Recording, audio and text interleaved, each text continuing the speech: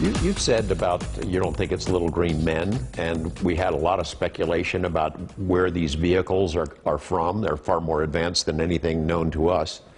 Is it possible that there's no one who knows the ultimate answer, what the truth is? I think now, and the reason I'm so terribly interested in this, is I don't think no one has the answers.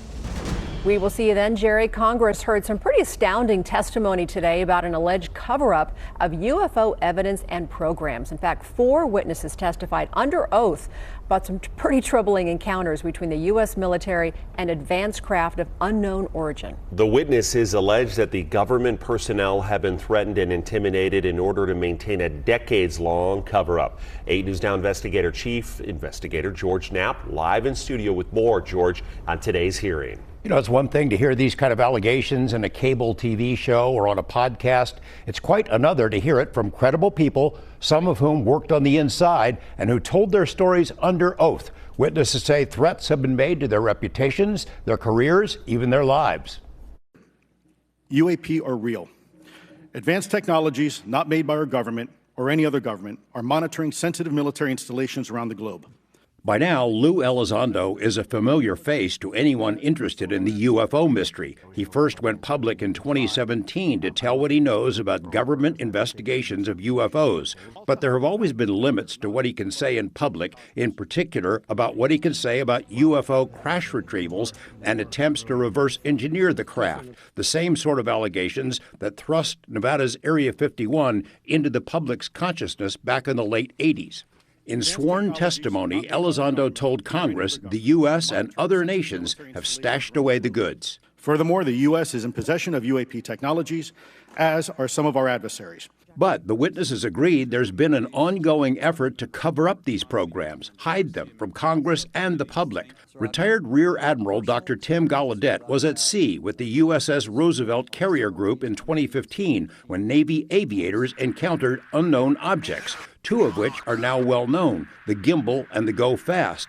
Gallaudet and other Navy brass received urgent communications asking what these things were because they were deemed a threat to aviation safety. The next day, all of those communications were scrubbed, gone. The former admiral says he's also aware of objects with incredible capabilities being detected underwater. Nothing that we know of and technology-wise could replicate that. Each of the witnesses shared stories of attempted intimidation of witnesses, especially whistleblowers. Journalist Michael Schellenberger told the committee about information he received from a whistleblower, an alleged special access program dubbed Immaculate Constellation, which scoops up all UFO and UAP photos, videos, and data from classified platforms and sensors. A document shared with the committee described one disturbing encounter. One involved orbs surrounding and forcing an F-22 out of its patrol area. In another incident, the crew of a Navy aircraft carrier watched a small orange-red sphere rapidly descend from a high altitude of 100 to 200 yards directly above the flight deck of the CVN, or aircraft carrier. The witnesses describe what they say as an active, ongoing, and heavy-handed effort to intimidate potential whistleblowers, to deny documents and records as requested by the public and by Congress, and to spread disinformation that undermines the credibility of UFO cases and investigations. Chairperson Nancy Mace says there will be more hearings, and they hope to hear directly from people who say they have worked on crash saucers and reverse engineering programs. We'll keep you tuned. Back in late July, a career intelligence officer testified to a congressional committee about a sensational cover-up. The witness claimed to have evidence of UFO crashes and of programs designed to exploit that technology. Stories about crashed saucers and cover-ups have been around since the end of World War II, but are now being taken seriously. In Washington, 8 News Now Chief Investigative Reporter George Knapp reviews now the origins of these claims. When former intelligence officer David Grush testified last July about non-human craft hidden away for decades inside special access programs, it caught some members of Congress and major media off guard. But the lore of crash saucers and dead aliens is hardly new. The claims have leaked out many times in the past 76 years. If you believe we have crashed craft, stated earlier, do we have the bodies of the pilots who piloted this craft? As I've stated publicly already in my News Nation interview, biologics came with some of these recoveries. Yeah. This happened on July 8th, 1947. The granddaddy of crash saucer tales is Roswell. The story didn't emanate with UFO nuts. It came from the U.S. military. In 1947, Roswell was home to the world's only atomic bomber wing. That summer, a long stretch of strange debris was discovered on a ranch outside of town. The U.S. Army Air Force issued a news release that made headlines. The Army had recovered a crashed disc. 24 hours later, the Army retracted its claim and said it was merely a weather balloon. Mangled bits of flimsy debris were shown to reporters. But 42 years ago, this is where it all began. In 1989, our first visit to Roswell, we found the retired Army officer who wrote both releases. He called and said words to this effect: "We've got pieces of what we think is a flying saucer." Walter Haut stuck to the official story until the day he died, but left a sworn posthumous statement admitting he'd been ordered to lie, that the recovered craft had been of alien origin, and that small bodies of the pilots had also been recovered by the Army. The story has been backed up by dozens of other witnesses. The U.S. military has changed tunes multiple times in the decades since, later saying the object recovered wasn't a mere weather balloon, but a highly classified spy balloon, and the bodies were mannequins dropped years later. The Air Force declared the case closed in the 1990s, but it hasn't gone away. Roswell wasn't the earliest crash tale. Famed astrophysicist Dr. Jacques Vallée, who worked as a consultant to the Air Force Project Blue Book, told us in 2021 that the very first atomic blast, the Trinity test, caused the crash of a 5-ton avocado-shaped spacecraft. It didn't blow up into pieces the way an airplane would have. It was apparently very strong. The tower was bent, but the object kept going. It came to the ground, and it plowed an avenue all the way down the hill. They made a turn, apparently under power, and stopped against a bump in the terrain. The kids saw that. Now, remember, this was 1945, August 1945, 2 years before Roswell. There was no concept of flying saucers. Intelligence officer David Grush told Congress there might have been an even earlier crash in Mussolini-era Italy. The strange materials recovered were reportedly stashed inside the Vatican. Nevada's connection to alleged UFO crash retrievals was merely whispered for decades until the late 80s, when a former government scientist unleashed explosive allegations about a string of secret hangars built into the side of a mountain near the mysterious Area 51 base. Well, there's several, actually 9 flying saucers, flying discs. The identity of the witness was later revealed in our reports. Bob Lazar's claims remain controversial to this day, but the allegations are now permanently etched into the minds of the public. George Knapp, 8 News Now. Congress is considering legislation to create a new and permanent office to investigate UFO incidents and related phenomena. One of the primary reasons for the renewed interest is the possible link between UFO sightings and nuclear weapons, including a few in our own backyard. As the I-Team's George Knapp reports, some of these close encounters go far beyond mere lights in the sky. The connection between UFOs and nuclear weapons has been documented as far back as the very first atomic blast, the Trinity explosion in 1945 New Mexico. Since then, hundreds of former military personnel have come forward with reports of unknown craft buzzing nuclear tests, atomic labs, and missile bases. A group of former officers told about their encounters at a Washington news conference in October of this year. Investigator Robert Hastings has obtained hundreds of pages of once classified Pentagon files about these incidents and has personally interviewed more than 150 retired military officers about ominous encounters involving nuclear weapons. UFOs have routinely monitored our nuclear weapons going back decades. The national security implications are a major reason former Senate Majority Leader Harry Reid co-sponsored a once secret UFO investigation overseen by the DIA. But the UFO nukes connection is much stranger than mere unknown craft in the sky. On the outskirts of Las Vegas, an obscure part of the Nellis Air Force Base range, designated Area 2, has for decades been a reputed repository for nuclear warheads. As many as 200 nukes are said to be stored in Area 2's bunkers. 3 layers of heavily armed Air Force security teams patrol the area 24/7, watching for any attempted intrusions. So on 2 occasions, we had an alert that was called where there was unidentified flying object over Area 2. This former security officer says intrusions didn't only happen in the sky. There were multiple incidents of bizarre shadow people seen in and around Area 2, including one dramatic incident from 1991 when security teams were on high alert. This person was never found, but the airman that had seen this person described them as being really tall, like 7 foot, and like I said, moving very fast. It was very strange. So when I got there, I was straight security at the Another time. Area 2 security officer, Chris Cabrera, heard the stories of shadow people, but didn't know if they were real until he had his own encounter. And when I turned around, there was this black mass form. I don't know what you would call it. It looked like I don't even know how to describe it. Like it looked like a person, but it didn't have definitive shape of a head.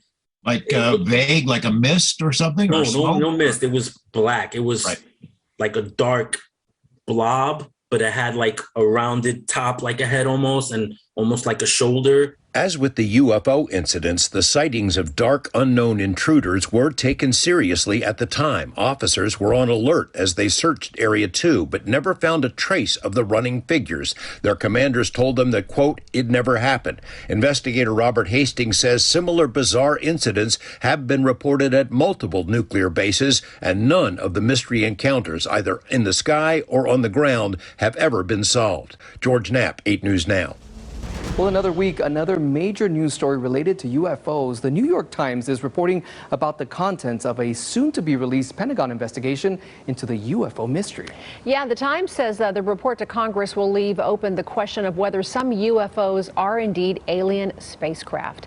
George Knapp has our story. The initial New York Times headline declared government finds no evidence UFOs are alien spacecraft, then clarified things in a later headline that added the government can't rule out alien tech either. A more accurate headline could have been, Pentagon says we don't know what UFOs are. Or, the real news in the story, Pentagon says UFOs are not secret American technology. Unnamed officials who've seen a classified report not yet provided to Congress told the Times the report analyzes 120 UFO incidents from over the past 13 years. Much of the evidence was previously compiled into a briefing document produced by the UAP Task Force, a report that includes startling images of craft considered to be true unknowns. A few images and videos from that report have already been made public by Mystery Wire and filmmaker Jeremy Corbell. Photos taken by Navy pilots off the East Coast and videos recorded by the Navy off the West Coast. Unknown objects that surrounded 9 warships in July 2019. There's a whole fleet of them. Look on the ASA. 2 other incidents evaluated by the UAP Task Force, the so-called Gimbal UFO event off Florida in 2015 and the Tic Tac incident off Southern California in 2004. The Times says the unreleased report leaves open the question of whether the amazing technology might belong to a foreign adversary. David Fravor, the pilot who chased the Tic Tac, shared his opinions with us in 2019. If you'd have asked me in 2004, I didn't know. My thing is, it's now almost 15 years later, and that technology is still, no one has figured it out or no one has seen it. You can hide stuff for a long time, but hiding stuff for 15 years I think it gets harder and harder. If the Times story is accurate, then the upcoming UFO report will be amazingly similar to this assessment written by an American general back in 1947, which basically said these things are real, but we don't know whose they are. The biggest news in the Times story is that the report essentially will rule out the possibility that secret American military tech is responsible for the most notable UFO incidents. Splash. Former Nevada Senator Harry Reid, who co-sponsored the predecessor program to the UAP task force, has said all along that the Russians and Chinese are also studying the UFO mystery for the same reason we are, meaning they're not ours. Lou Elizondo, who spent 10 years as head of the ATIP UFO investigation, says the technology seen by U.S. pilots is beyond anything known on Earth. He told Mystery Wire the U.S., Russia, and China are all in the same boat. It's rotated. We may be dealing with something here that we really don't understand, because if we're having the same problem that Russia is in other countries, then chances are this is this is a topic that is of mutual concern and interest for more than just the United States. In fact, it would paint a picture that this is not a U.S. phenomenon at all, but this is rather a global phenomenon. The UAP report is due in Congress by June 25th. What we don't know yet is what access the task force had to classified files and materials stashed in dark corners of the Pentagon or CIA. After 70 years of secrecy, did the task force crack that veil in a mere 6 months? Retired intelligence officer Colonel John Alexander doubts it. Well, I think there's two issues. The most serious pushback you're not going to see. That's going to happen behind the curtain, if you will. That's where they say, hell no, we won't go. I'm not going to provide the data. George Knapp, 8 News Now. Well, George adds that the biggest difference between the upcoming UFO report and previous statements provided by the Pentagon is that the military is no longer being dismissive of UFOs or trying to brush them off as swamp gas or weather balloons. Well, has the U.S. government been hiding pieces from crashed UFOs? That's the question being asked because of a blockbuster story published in the New York Times. The Times acknowledged what our I-team has reported for the past few years, namely that a secret Pentagon study looking into UFOs is still underway after all. But the newspaper story drew a rebuke from one of the sources it quoted, former Nevada Senator Harry Reid. George Knapp has this exclusive story. You've said about you don't think it's little green men, and we had a lot of speculation about where these vehicles are from. They're far more advanced than anything known to us. Is it possible that there's no one who knows the ultimate answer? What the truth is? I think now, and the reason I'm so terribly interested in this is I don't think no one has the answers. Former Senate Majority Leader Harry Reid has spoken with us about UFO issues more times than with any other media organization on and off the record. And in each of those exchanges, we've asked about the persistent stories of crashed saucers, recovered materials, dark secrets, the same rumors that started with the famous Roswell incident in 1947 and which resurfaced in 1989 with our news reports about alleged alien technology stashed in the Nevada desert near Area 51. On the same day that Bob Lazar's tale was unveiled to the world, Reid told us this in a live interview. Well, you know, George, I'll have to look at this. I have heard about this exact story. I've heard about it as kind of a preview of your program. I'm visiting with you once before. I'm anxious to get the facts. I think it's something we should look into. Over the years, Reid visited Area 51 several times, but whatever he saw out there, he's never commented. The latest report from the New York Times has generated a worldwide wave of media coverage and public interest. The Times confirmed what we've reported since 2017, that contrary to the Pentagon statements, a secret study of UFOs, or as they're now called, UAPs, is ongoing, centered, the Times says, inside naval intelligence. A UAP task force is studying reports, videos, and sensor data from recent encounters between U.S. warplanes and advanced craft of unknown origin. They're all going against the wind. The wind's 120 knots from the west. The Times story also focused on a more controversial angle, so-called crash retrievals, that is, exotic materials of unknown origin. The Times quotes Reid as telling the paper that he, came to the conclusion that there were reports of actual materials the government and private sector had in their possession. The same article quoted astrophysicist Dr. Eric Davis, who was a consultant to OSAP, the once secret UFO study initiated by Reid and based in Las Vegas. Davis told the Times he has briefed both the Pentagon and Congress about retrievals of off-world vehicles not made on this Earth. Reid staffers reacted to the Times story by demanding a correction, which the Times provided. But the reporters say they still stand by the story and the quote from Reid. Reid then fired off a pointed message on social media reiterating that he has no knowledge of and never suggested that the government has debris from flying saucers or other worlds. I am interested in science. In previous statements, Reid has stressed that UFOs do not equate to aliens. His primary concern has been national security, specifically whether Russia or China might be ahead of us in mastering advanced technology. In 2009, Reid tried to create a special access program intended to interact with other secret programs that may or may not have additional evidence or materials related to the UFO mystery. One reason I did that is there's always this rumor, some people say that there are some public corporations that have materials that we should look at. Now, I wanted to make sure that that was valid or not valid, but I couldn't get, they wouldn't, Defense Department wouldn't approve it. What do you think of that? Do you think somebody's got pieces or a craft, or did you, and you ever... But I don't know, George. I don't know why they wouldn't want to put this to sleep. Unless there's something to it I don't understand, but that's why. While the Times stands by its reporting, persons close to Reid say the senator feels his comments were unfairly characterized. George Knapp, 8 News Now. Senator Reid hasn't made any public comment about the Times story since it came out days ago, but tonight he provided this exclusive statement to the I-Team. For me, this has never been about proving other worlds exist. Thousands upon thousands of people have reported seeing unidentified aerial phenomena. Unidentified doesn't mean otherworldly, it means of an unknown origin.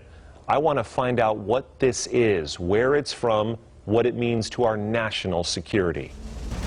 Members of Congress are demanding answers about deep, dark secrets hidden inside the vast national security apparatus secretly related to UFOs. New witnesses are being called to a public hearing that's set for next month. One of the largest UFO programs ever funded by the government was based right here in Las Vegas, and nearly everything produced by that program is still hidden away. 8 News Now Chief Investigator George Knapp spoke with one of its central figures, scientist and author Dr. Jacques Vallée. And just saying, well, just, disclose, doesn't answer any of that. Okay. Jacques Vallée has been a central figure in UFO research and debate for more than 6 decades. He's often been at odds with UFO orthodoxy, was among the first to argue that the unknown craft seen for centuries in our skies and oceans may not be from other planets, but from other realities. He's heard the demands for an end to official secrecy many times, and at the same time has participated in secretive efforts himself, including a UFO study launched by the Defense Intelligence Agency in 2008 and hidden inside a Las Vegas aerospace company. One focus of the DIA's OSAP effort was and is genuinely disturbing: the real-life health consequences for humans who come into contact with UFOs. Hundreds of serious injuries have been documented. OSAP investigators traveled to Brazil to obtain government files related to hundreds of Brazilians treated for injuries after being targeted by UFOs. Dr. Vallée won't discuss specific OSAP files except for cases he provided to the database, injuries which he says were not accidental. So I can tell you that in my files, some of which I contributed to the database, there are at least half a dozen well-documented cases where the injuries that resulted in death were deliberate. Incidents in which UFOs deliberately cause physical harm to humans are rare, according to personnel who have seen the full OSAP files. But they do occur. Dr. Colm Kelleher, one of OSAP's managers, has said bluntly that UFOs are bad for human health. Could that be a reason to keep secrets? If there is some kind of non-human intelligence here, the secrecy starts with them. But governments, in particular the U.S. government, have created multiple other levels of secrecy. You know, the atomic secrecy, primarily, which most people in the Pentagon are not cleared for, and then the military secrecy and the strategic secrecy, and then the diplomatic secrecy. In Dr. Vallée's most recent book, Forbidden Science, Scattered Castles, he shares private exchanges with colleagues from the OSAP program, including Las Vegas billionaire Robert Bigelow and a close-knit group of scientists nicknamed the Lone Stars. The scientists, some of them former CIA contractors, accept that the U.S. government has recovered crashed vehicles of unknown origin, that defense contractors have worked for decades to reverse engineer that technology at secretive facilities in the desert and elsewhere. They say adversary nations have done likewise. The race to duplicate that technology means national security is at stake. Vallée favors transparency, but worries that an official declaration could prove chaotic. So if we want to disclose, even disclose something as simple as saying, yes, we acknowledge the phenomenon, and it seems to be from space,